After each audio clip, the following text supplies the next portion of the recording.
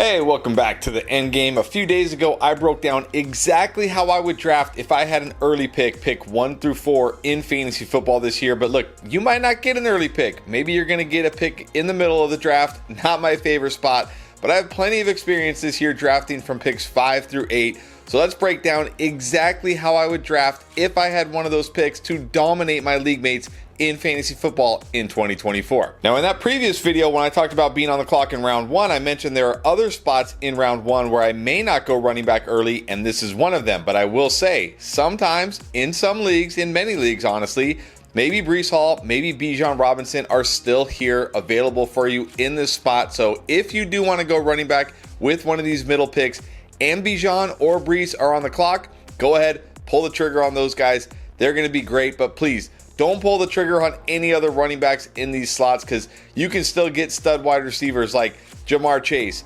Justin Jefferson, Amon-Ra St. Brown, AJ Brown. These guys all have the potential to be the top scoring wide receiver in fantasy football. So unless Breece or Bijan are still on the board, I am almost always going wide receiver with one of these picks in round 1. And the reason why I'm so okay going wide receiver in round 1 when I have one of these picks is because we can still get running backs like Kyron Williams, Derrick Henry, Saquon Barkley, often falling to us in the middle of the second round. So I don't feel like I need to force running back in round 1 when I can get one of these guys in round 2 and still feel great about my RB1. Now, wide receiver is a little trickier in this range, which is why I prefer to go wide receiver in round 1 if possible when I'm on the clock with one of these picks. But you can sometimes find wide receivers like Marvin Harrison Jr. Maybe Puka Nacua could fall to you at this spot. People worried about that knee injury. His ADP has started to dip.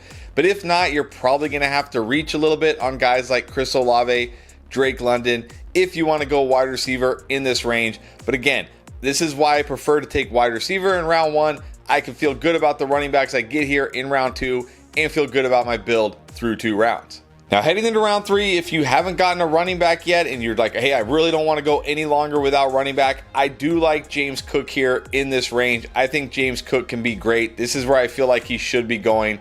But really, not a lot of running backs in this range that are going to fall to you too often that I like here. So James Cook, if you really want a running back, but even then, I'm okay if you pass on him in this spot, to be honest. But on a lot of sites, you can still find wide receivers like Nico Collins, Mike Evans, Deebo Samuel, Michael Pittman in this range. So again, I'd prefer to go wide receiver here if possible. Hopefully you already got a running back in one of the first 2 rounds. And if you didn't, 0 RB is a great strategy. Don't feel scared about it or anything. It's going to work just fine this year, like it always does. But if you grab one of those early running backs, the wide receivers here are good. I'd be happy with any of these guys, hopefully as at least your wide receiver 2.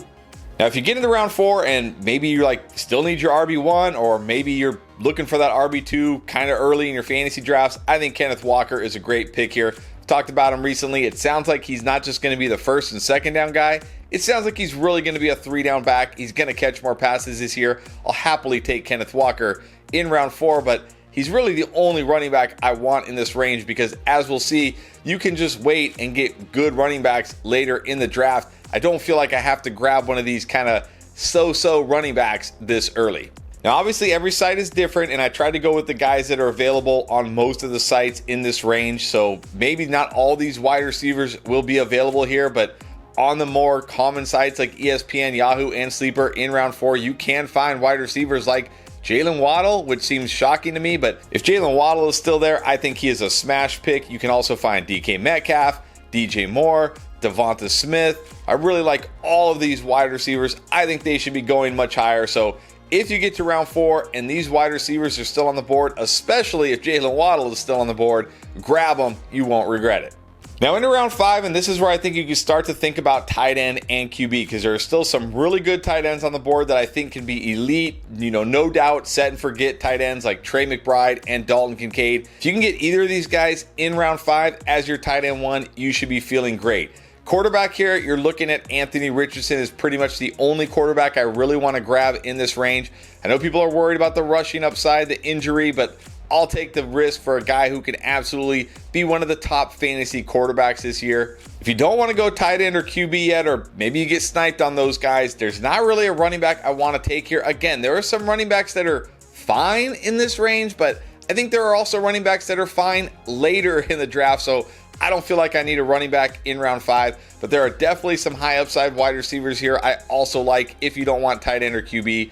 Looking at guys like Amari Cooper, Zay Flowers, George Pickens. Yeah, they're a little boom bust, but we're talking hopefully your wide receiver 3 flex play here. I don't mind that volatility at my wide receiver 3 flex position, and you shouldn't either. So I think when you're on the clock in the middle of round 5 here, your choices are, am I going elite tight end? Am I going elite QB? Or am I just waiting and taking one of these wide receivers? And whatever decision you make, it's going to impact the rest of your draft. So choose wisely, but I think any of them are okay.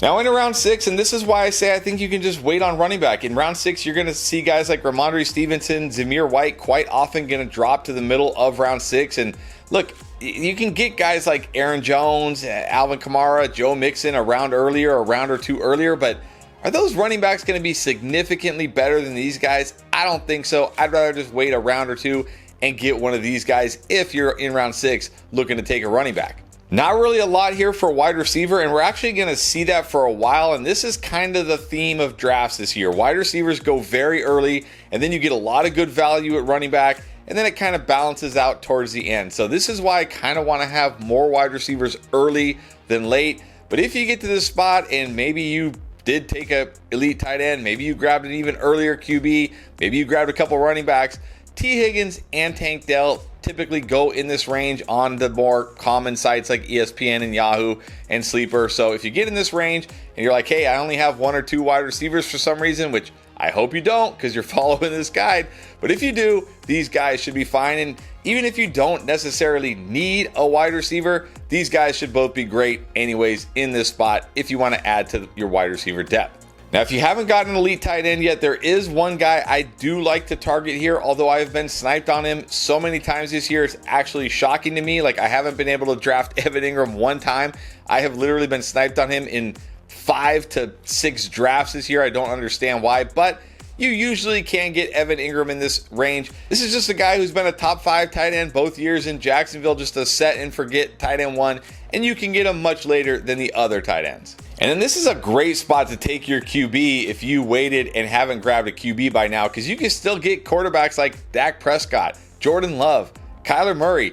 These guys have incredible upside. I mean, Dak Prescott was the QB3 last year. Jordan Love, the second half of the season, was one of the best QBs. Kyler Murray's been a top 5 QB every year he's been healthy. Like, these guys give you tremendous upside, and you're getting them later in the draft. So if you've waited on QB, this is a great spot to grab one if you don't want to continue to wait. Do you want to win your fantasy league but don't have time to do all the research? Are you tired of drafting mediocre teams and then having to constantly hope you hit it big on the waiver wire just to compete? Do you wish you could have a fantasy expert like Pierre or myself with you while you draft? Well, now you can. With our app Draft Lane and our live draft pilot, we will guide you through every pick of your draft and tell you exactly which players we would pick if we were on the clock. Our proprietary algorithm will take into account your league settings, scoring, and roster requirements to identify the best picks every time you are on the clock to ensure you have a winning team from week 1. It's the closest thing you can get to having us there drafting with you. Get the biggest edge in fantasy football. Just go to your app store and search for Draft Lane and download it today and get ready to dominate your draft. Now in round 7 at running back, again, it depends what site you're on. It depends on your league, but on some sites, Raheem Mostert and Najee Harris can fall to this range. And if they do, and you still need a running back, maybe you're still looking for your RB2, maybe you're just looking for an RB3 for depth, I think these guys are fine in that slot. We know Mostert's got that touchdown upside. I think Najee's going to have more upside than people want to admit. So if you still need a running back here or you just need some depth, those guys will work. At wide receiver, we're looking at guys like Terry McLaurin, Chris Godwin, and Rashee Rice. Now, I'll say one thing about Rashee Rice. With the Hollywood Brown injury, his ADP is starting to climb. So by the time you draft, he might be going a round or 2 higher. So you're going to have to pay attention to that. But I would also be happy with Terry McLaurin or Chris Godwin in this spot if I'm looking for wide receiver.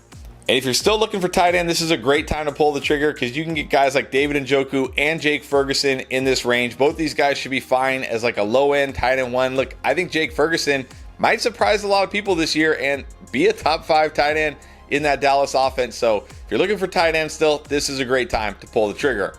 Now into round 8, and this is exactly why I say I don't feel like you need to force running backs in early. You got Javonte Williams here, who's going to be the clear RB1 in Denver. You got Brian Robinson, the lead back in Washington. You got Tyjae Spears. Sure, he's in a split with Tony Pollard, but this guy has the kind of upside and juice you're looking for probably as an RB3 or better in terms of on your depth. So yeah, this is an example of why I'm just okay waiting on running back, getting that one early hero RB, so to speak, that one elite RB, and then just grabbing a bunch of guys that kind of all feel very similar but have upside to be a solid week in, week out RB2.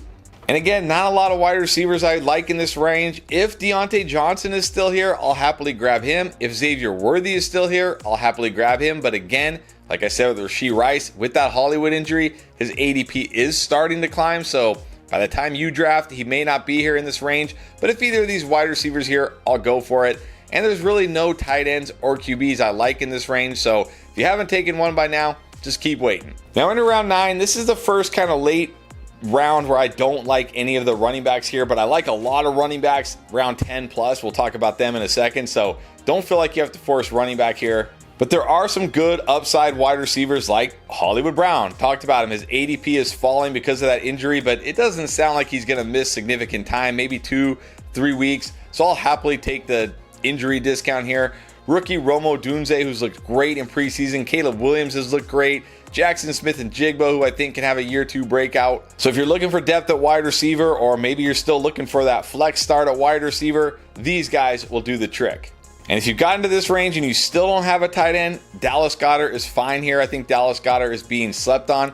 There are some other tight ends I like later as well, so don't feel like you have to take Dallas Goedert, but if you're in this spot, you need a tight end, Dallas Goedert will do. And if you've punted QB to this point, I'm okay with either of the rookies, Jaden Daniels or Caleb Williams. I think these guys can be great for fantasy this year. So if you've waited on QB to this spot, look to see if the rookies are out there. I don't think they'll let you down in 2024. Now, I'm not going to go round by round from rounds 10 on. I'm just going to give you the guys at each position that I like late that you can target in the later rounds of your fantasy drafts. Let's start at running back. You can get guys round 10s plus like Jerome Ford, who is the RB1 in Cleveland. Gus Edwards, who's the RB1 for the Los Angeles Chargers. Chase Brown, who's probably the 1B for the Bengals but has incredible upside. And Blake Corum, who is one of the best handcuffs you can get in all of fantasy football, because if anything happens to Kyron Williams, this guy will absolutely be a league winner. At wide receiver, you can find guys like Jamison Williams, who I think is ready for a breakout. Cortland Sutton, who's, doesn't have the highest ceiling, but this guy's going to be solid. He's got touchdown upside. Bo Nix actually looks pretty decent. Rookie Brian Thomas Jr., who I talked about on a recent video, I think he's going to be great. And even Curtis Samuel of the Bills, it doesn't sound like that foot injury is anything to worry about. I think he's going to be one of the top wide receivers in that Bills offense. And of course, if you get to this range and you still don't have tight end, my favorite one here is Pat Freiermuth. I think he could truly be a league-winning tight end this year. Talked about him on our league winner video you could check out after this one. But I also like Cole Kmet of the Bears or Luke Musgrave of the Packers if you just punted tight end. And if you completely punted QB, the guys I'm looking for in this range are Matthew Stafford, Kirk Cousins, maybe Tua will fall to you at this range. But these guys will be fine. They're not the most exciting. They're not going to run, but they're going to be solid for you week in and week out pretty much. And then I got to say it once again, please, if you play in a league with kickers and defense, don't take kicker and defense until the last 2 rounds. I promise you, you can win a fantasy championship with any kicker, with any defense. It's not that important. Let your noob league mates draft kicker and defense early while you keep soaking up the value. And if you're still not sure what draft slot you have in your fantasy drafts this year and you want to make sure you're prepared in case you get an early pick, well, you can check out the blueprint I gave you for that one in this video right here.